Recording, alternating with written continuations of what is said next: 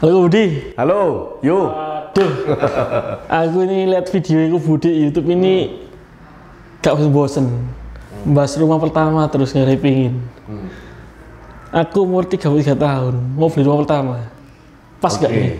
Oke, jadi teman-teman sahabat The Winners, Yohanes ini memang kepingin ngobrol-ngobrol, diskusi mengenai cara beli rumah pertama. Yes. Kan?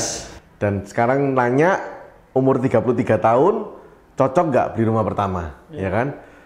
Sebetulnya rumah kan kebutuhan sandang, pangan, papan, termasuk kebutuhan pokok.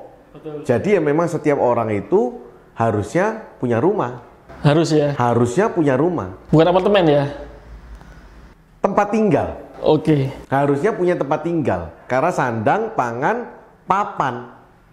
Jadi harus punya tempat tinggal dulu. Mau itu rumah, mau itu apartemen, mau itu ruko, mau itu tidur di dalam gudang, ya kan, dibikin kamar. Pokoknya punya tempat tinggal. Betul. Nah, sesuatu yang kebutuhan pokok sebaiknya punya lebih dulu. Nah, umur 33 tepat nggak? Ya, semakin cepat semakin bagus. Terus gini kok, untuk beli rumah ini apa ya sih disiapkan ya? Soalnya gini, katanya DP harus 30%. Nah, kalau misalnya rumah 1M, berarti kan harus nyimpen 300 juta kan? Oke, jadi gini yo. Beli rumah mau umur berapa itu jangan lihat sama orang lain, jangan dibandingkan. Karena rezeki kita sama orang lain itu ada waktunya sendiri-sendiri. Oke. Jadi karena saya juga pernah bahas di YouTube saya yang lain, kadang kita lihat orang lain kok cepat sekali majunya, masih usia muda segala macam, kita belum tahu yang sebenarnya.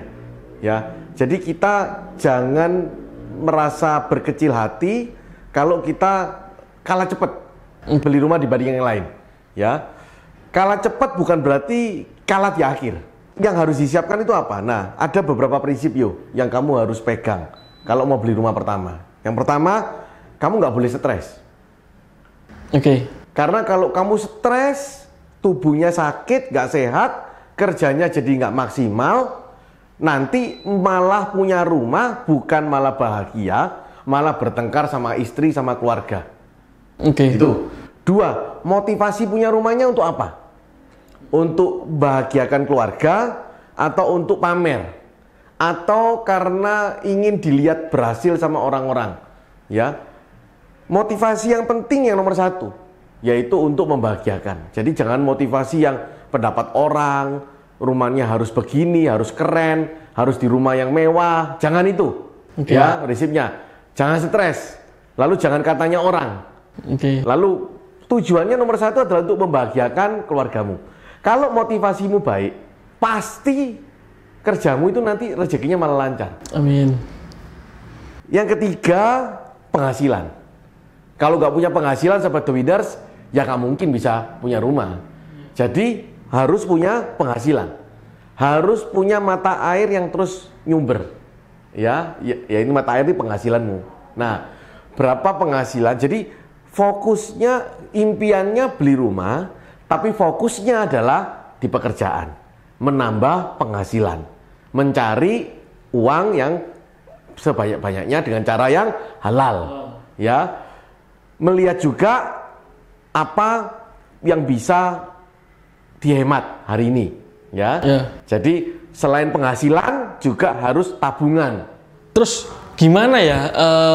Tadi kan ada yang belum dijawab ya, mengenai DP 30%. Oke, sebetulnya pemerintah itu sudah buat kemudahan. Untuk rumah pertama, tipe tertentu, tipe kecil, teman-teman bisa googling ya, saya nggak hafal ya. Rumah pertama luasan tertentu itu DP-nya cukup 10-15%. Oh, 10% bisa ya?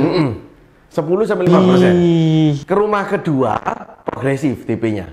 Naik 5% plus 10% lagi. Rumah ketiga naik lagi. Itu sudah bagus ya aturan pemerintah sebetulnya, membantu orang bisa beli rumah pertama. Jadi gampang tuh ya solusinya. Kalau orang bisa punya tabungan buat rumah pertama, cuma masih terpikir 30% masih kurang. Padahal dia sudah ada 10%-nya. Jadi ya, bisa ya? Bisa. Jangan terpatok beli rumah itu harus KPR. Cash juga boleh. Lebih bagus mana, cash atau KPR? Kalau ditanya lebih bagus, ya pasti lebih bagus cash daripada KPR. Tapi pertanyaannya, bisa nggak semua orang yang beli rumah pertama itu cash? Nah, Ya kan? terus tadi kan bahas masalah stres kan. Ya. Kayak apa ya cara ngobati stres itu ya? Apalagi kok istilahnya 15 tahun. Waduh, pikiran. Waduh, 15 tahun. Ini kok dikali-kalikan ini rumahnya jadi 4 kali lipat harganya ini akhirnya. Gimana? Ya. Nih? Gini, selama punya penghasilan, kita optimis dengan bisnis kita, dengan pekerjaan kita. Masalah cicilan itu no problem. Kebetulan aku sendiri beli rumah pertamanya KPR, gak punya cash. Oh, iya? Karena kan nggak ada duit dari warisan apa dikasih orang tua, nggak ada. Jadi ngumpulin uang cash sampai nunggu uang cash terkumpul baru bisa beli, terlambat. Jadi supaya nggak stres gimana nyicil? Satu, punya penghasilan. Ya. Dua, mengatur keuangan kita supaya tidak spekulasi. Apa maksudnya, sahabat The Winners? Keuangan supaya nggak spekulasi itu gini. Jangan dihabiskan semua tabunganmu untuk bayar DP-nya. Jadi nggak boleh full ya? Jangan. Misalkan DP-nya 100 juta, bayar pajaknya 20 juta, berarti kan butuhnya 120 juta. Ya. Tabunganmu ada 120 juta yuk. Jangan dihabiskan semua. Memang cicilannya akan jadi lebih ringan.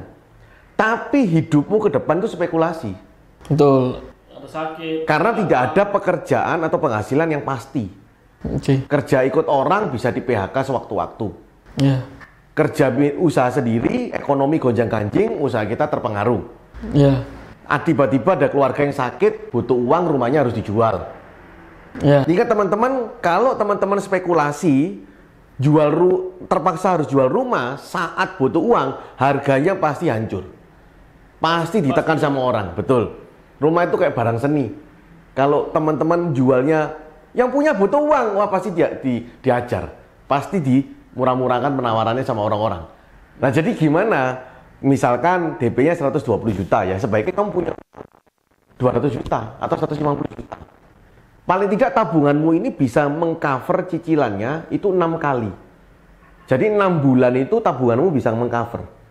Jadi kalau andai kata DP-nya 120 juta, paling enggak ya 2 kali lipatnya lebih aman ya. Ya semakin banyak semakin aman. Semakin aman. Tapi misalkan cicilannya itu 5 juta sebulan. Oke. Berarti minimal di tabunganmu tuh harus ada 30 juta. Kamu nggak otak-atik sama istri. 30 juta ya? Iya, berarti kamu harus punya uang 150 juta. Kenapa?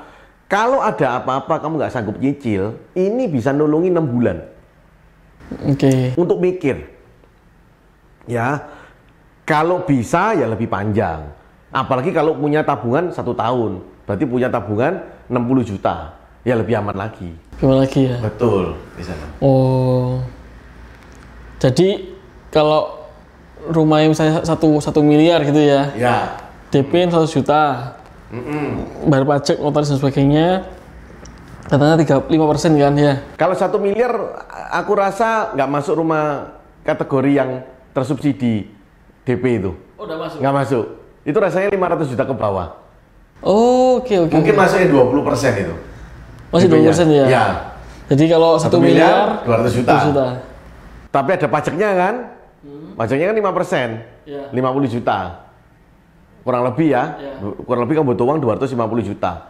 Tabunganmu lah cicilannya berapa? Cicilannya 800 juta kan? Ya. Mau nyicil 15 tahun itu berapa cicilannya? Jadi nanti dari cicilan itu tinggal dikali 6 atau 10 bulan ya, lebih amannya ya. Minim 6 bulan, minim. Banyak orang itu dihabiskan supaya apa? Utangnya tambah kecil kan? Ya memang bener. Tapi selisih bunganya itu nggak jauh. Selisih cicilannya itu nggak jauh. Mungkin ratusan ribu doang. Itu cicilannya. Atau paling 1 juta, paling segitu toh. Nggak ngefek ya? Nggak ngefek. Tapi kamu kan spekulasi setiap harinya. Setiap bulannya spekulasi. Dan stres akhirnya, dikejar terus kan. Iya. Nah. Jadi gini kok ya. Waktu dulu ya kok tak bayangkan ya. Gue punya 2 tabungan berarti ya dulu ya. Iya. Satu buat nyicil, satu buat jaga-jaga. Iya. Satu buat biaya hidup, satu buat cloudnya untuk nyicil. Ya. Untuk jaga-jaga. Betul. Jadi kalau bulan depan aku nggak punya penghasilan, nggak cukup, ngambilnya dari klot ini. Oke. Jadi klot ini nggak tahu taate. Dulu aku punya klot itu 20 kali dari cicilannya. Jadi kalau cicilannya 2 juta, ini 40 juta tabunganku. Jadi kalau misalnya ada apa-apa yang nggak pernah kita pikirkan, Benar. ini bisa cover ya. Bener. Tanpa stres ya. Tanpa stres. Nanti kalau klotmu itu sudah sisa tambah nipis, ya kan? Tiap bulan bu ambili, berarti kan penghasilanmu nggak cukup buat bayar cicilan. Ya kan? Berarti kan kamu nggak cukup. Nah, begitu nih sisa 6 bulan, berarti kamu nggak mampu bayar rumah ini. Kerjaanmu nggak mampu untuk bayar rumah ini. Nah, terus gimana itu? Medeni. Nah, waktu sisa 6 bulan klotnya, tabungannya ini, ya kamu harus jual rumah ya. jual rumahnya itu. Gak rugi. Atau jual aset yang lain. Nggak rugi gue, bisa jual rumah. Oh, nggak mungkin rugi. Jadi kan kalau misalnya aku bayangan aku kan 20 bulan, udah pakai 14 bulan, dijual rumahnya, gak rugi gue. Jadi gini sebenarnya, cloud ini untuk safety planningmu di sana. Kalau cloudmu 20 kali, minimal kamu nggak nyicil dari cloud ini aja selama 20 bulan, rumah ini aman, bisa terbayar. Tapi kan kamu kerja, nabung kan? Yeah. Nah, tugasmu itu adalah nambah setiap bulan cloud ini supaya nambah banyak. Tabungan cloud ini loh. Jadi kalau misalkan setelah 2 tahun, cloudmu ini yang tadinya 50 juta, nyusut tinggal 10 juta, ya berarti kamu nggak mampu. Berarti nggak kerja? Nggak, kerjaanmu nggak cukup. Untuk rumah ini nggak pantas kamu kejar sebetulnya. Iya. Jadi tugasmu adalah setiap tahun kan penghasilan kita pasti naik. Iya. Pasti naik, kita pasti berusaha lebih kan. Jadi tugas kita itu sebetulnya bukan nyicil, cloud ini yang nyicil. Tugas kita adalah menambah supaya cloud ini lebih besar. Jadi cloudnya digemukkan buat cover stres kita. Benar. Jadi setiap bulan dulu aku punya tabungan, itu 50% tak ambil buat bayar cicilan, 50% dari gajiku bayar cicilan. Karena kerjaannya ada bonusnya, pas bonusnya besar, cloud-nya tak masukin cloud lagi. Masukin cloud ya? Iya, jadi setiap tahun itu cloud ini mesti nambah. Gitu. Kok bos besar, kenapa kok nggak dilunasi aja rumahnya, kok nambah cloud aja? Kok milih nambah cloud? Itu pilihan sih sebetulnya. Pilihan ya? Pilihan. Kalau kamu sudah punya cloud untuk bisa ngelunasi, ya berarti safety sekali, sangat safety di sana. Mau kamu teruskan atau tak ambillah cloudnya, ini sangat aman cloudnya kan, tabungannya buat beli rumah baru ya silakan. Atau butuh mobil ya silakan. Atau mau dipakai langsung lunasi ya nggak apa-apa. Itu. Yang pasti gini, jangan sampai kamu spekulasi yuk. Uang tabunganmu sampai habis ludes, terus tidak ada buat untuk jaga-jaga. Itu jaga-jaga, misalkan tiba-tiba di PHK, bayar cicilan bulan depan aja nggak bisa. Nah teman-teman siapa ini yang sekarang kalau misalkan ada something dengan dirimu, bulan depan kamu nggak bisa bayar cicilan. Cicilan mobil atau cicilan rumah atau cicilan apa. Nah itu berarti kamu sudah kalkulasi sama hidupmu. Itu tidak boleh di sana. 6 bulan ini harus tetap ada. Nah ini tinggal 6 bulan kurang, kamu harus sudah mulai mikir jual. Itu simpelnya lo ya.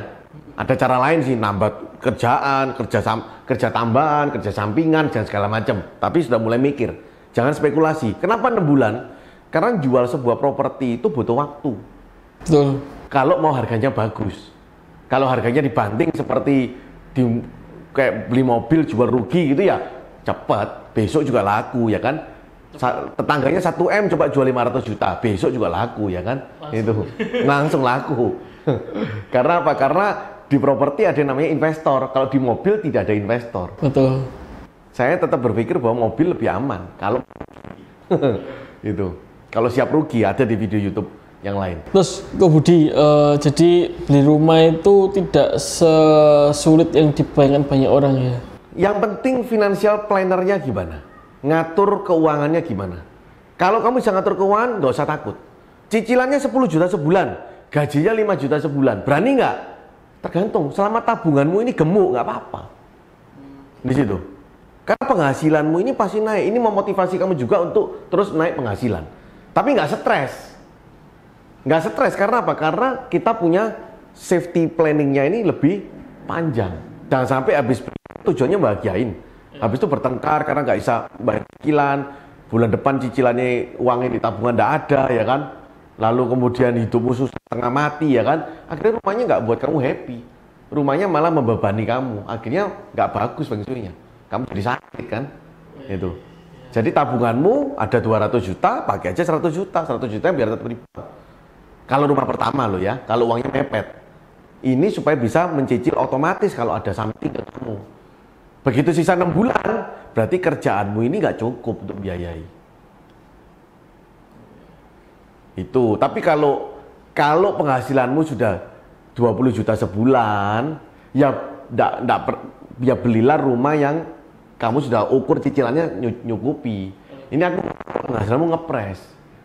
Nah, mulai nabung, tapi nabungnya jangan sampai nunggu bisa beli cash, ya kan tidak beli-beli. Oh, mantap. Ini pengalaman bagus ya dari Ko Budi, beli rumah pertama, dan sangat bisa untuk diterapkan untuk kita semua. Senang banget bisa beli rumah pertama itu, terutama lihat ekspresi dari pasangan ya. Kita nyari sampai malam-malam, keliling-keliling ya kan? Oh, malam? Iya. Lihat beberapa rumah, ya jangan lihat satu rumah langsung beli ya. Paling nggak lihat ya 5 sampai 10 rumah lah banding-bandingkan. Zaman dulu mungkin masih sedikit ya agent properti ya. Banyak juga. Tapi aku nek sudah seneng itu cepet. Benar, satu pesan saya buat agent properti, kasih solusi buat kliennya. Jangan pernah tertakuti, ya. Lagi beli rumah pertama, jangan dipus 30% DP-nya, ya. Masih bisa diatur DP itu. Ya, terus juga closingan agentnya juga seneng. Juga siapkan mutasi rekeningnya dengan bagus, teman. KPR, mutasi rekeningmu harus bagus, kalau enggak ditolak. Jadi kamu harus atur 6 bulan terakhir, kalau mau beli rumah, tahun ini mau beli rumah. Mulai bulan Mei, kamu sudah harus toto. Mutasi rekeningmu itu 3 kali lipat dari cicilannya. Karena bank itu melihat cicilan itu, misal cicilannya 3 juta, berarti penghasilanmu harus ada 9 juta. Jadi kamu mulai atur tiap bulan masuk 9 juta. Dari mana 9 jutanya kalau penghasilan nggak segitu? Ya sudah kamu atur lah. Ada banyak cara untuk ngatur. Gitu. Cukup Ko Budi. Cukup? Ya. Jadi sahabat The Winners, tetaplah optimis dan yakin dan persiapkan. Jangan takut membuat impian untuk membeli rumah pertama. Bersama Winmax, kita pasti bisa beli rumah. Sekarang pasti bisa.